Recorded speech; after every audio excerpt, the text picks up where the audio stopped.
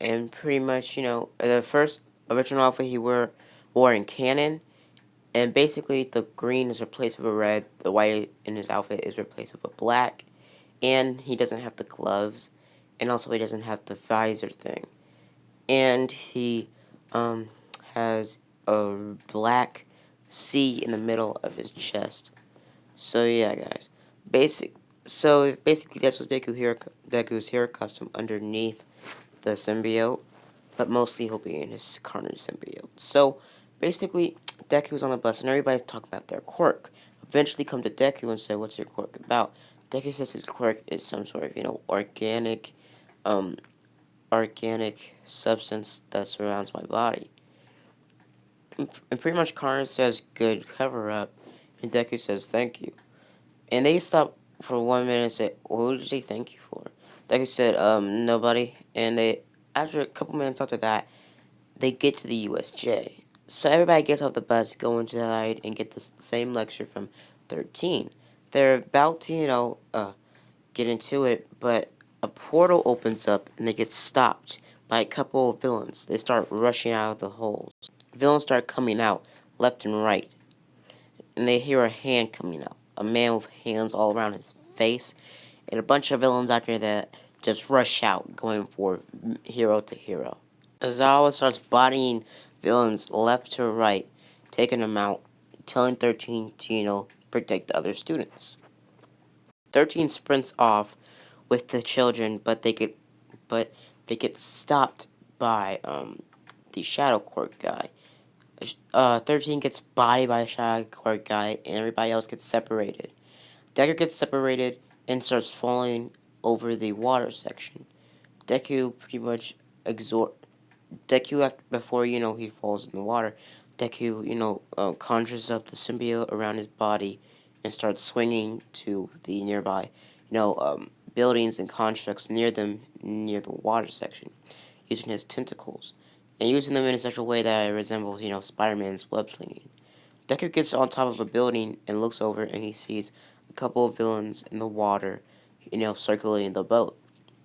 Deku sees this happening and makes a sort of a web rope, a tentacle rope out of his symbiote, taking it to the boat all the way to the building that Deku swung over to get away from the water section. Deku does a zip line move, zip lining towards the boat and landing on top of the boat.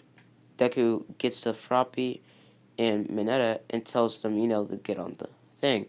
Deku grabs Mineta and Froppy and starts sprinting up the basically hole. And guys, I actually forgot what ship I was gonna do, so it's up to you guys. I might just do what if Deku X Momo, just to be easy. But yeah, so Deku starts sprinting and sprinting and sprinting, eventually getting to the, building. Deku jumps off and lands down where the end of the zip line, ended. Deku looks up and he sees All Might show up a couple seconds after he landed, fighting the Nomu. The Nomu starts, pumping punches in All Might.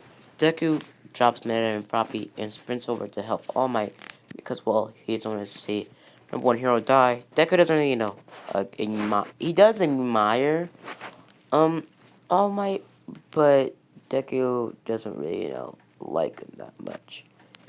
So Deku runs over there, stopping them from, messing anything up more, and drop kicks the Nomu, doing nothing really. The Nomu grabs Deku and chucks him off. Deku is told by Carnage, sorry guys, from Carnage, that we need to, use the big guns. We can't use our normal form anymore. This thing is strong. We have to use our Gigantiform. Deku's confused. What do you mean? Basically, imagine Carnage and Venom's giant bulked out aesthetic design. Pretty much, Deku transforms into a longer, lankier version of himself and turns about the same look-alike as, Maximum Carnage, Absolute Carnage. And seeing that it's not a swirl on Deku's forehead, it's just a black dot there. Deku sprints towards a Nomu The Nomu, pushes All Might back for a couple minutes and goes a punch right at Deku. Deku dodges it and makes a huge, like, freaking, Excalibur long blade from his hands, cutting right into the Nomu's heart, where the Nomu's heart's supposed to be. Deku starts transforming that sword that's in the Nomu into a chainsaw type of organic weapon, ripping and rushing toward inside the Nomu's body. Eventually, Deku makes a huge ass axe from his back tentacles and cut off the Nomu, decapitating the Nomu. Deku pushes the Nomu back and uses all of his tendrils and sticks them into the Nomu, making chainsaws on the tips of all of them, ripping the Nomu from the inside, killing it instantly. Deku pretty much whips his tentacles back into his body, looking around, and All Might's looking at Deku with a kind of a, scared, look. Deku Deku starts transforming back into his, normal form. Then he transforms into his hero costume underneath the symbiote. Now, after that, the heroes show up. They take care of everything. They capture some of the villains, most of the villains, and they, get disposed of the, the dead body of the Nomu. Shigaraki does, still get shot. Shigaraki didn't have enough time, step in there and try to take down Deku. Now, I will, tell you what's gonna happen if, Deku is ever touched by Shigaraki, but we'll get into that later. So, basically, Deku seeing this pretty much walks off, and everybody gets the same days that they have off. And Deku pretty much goes on kind of a vigilante strike. Deku starts, going on vigilante work, eventually coming across something that's very strange.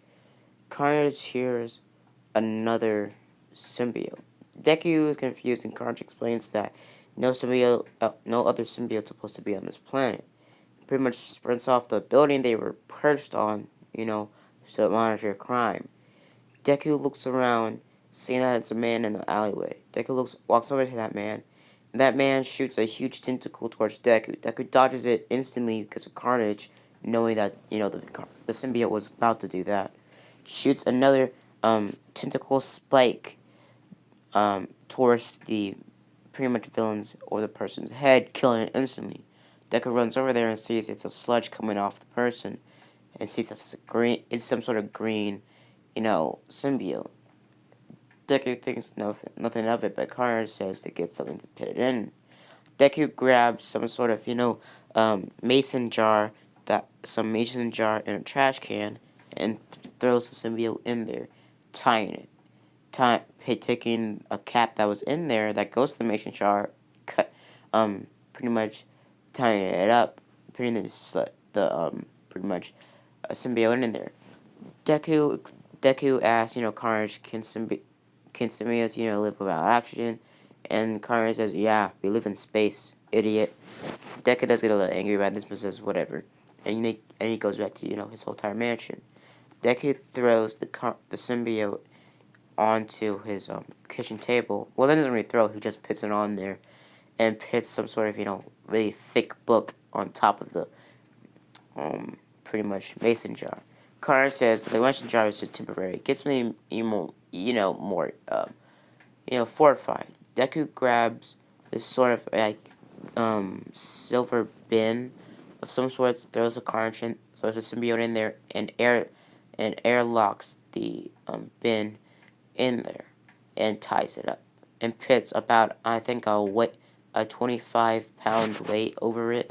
Try to keep it at one place so the symbiote doesn't be able to knock it out. So Deku walks off, going back to his room, going to sleep. So I'm gonna leave it off here, guys. I hope you liked the video. And my next video is I first attempt to make a Naruto What If with Naruto had the Omnitrix part 1. Now, guys, I'll see you guys later. Bye. Juices. Oh yeah, and I also will be uploading a lot more stop motions near Christmas time, and I also will be uploading Christmas stop motions. It's gonna be about 3 Christmas stop motions, that I'm gonna be doing. The first one, near Christmas break, I'm gonna be uploading a lot of Christmas what ifs. I'll be uploading what if Deku was Jack Frost, what if Deku was Elf, or what if even what if Deku was from the North Pole or half flying reindeer or something like that. But yeah, so enjoy this what if, and I hope you looking forward to this Christmas what ifs. See you guys later. Bye.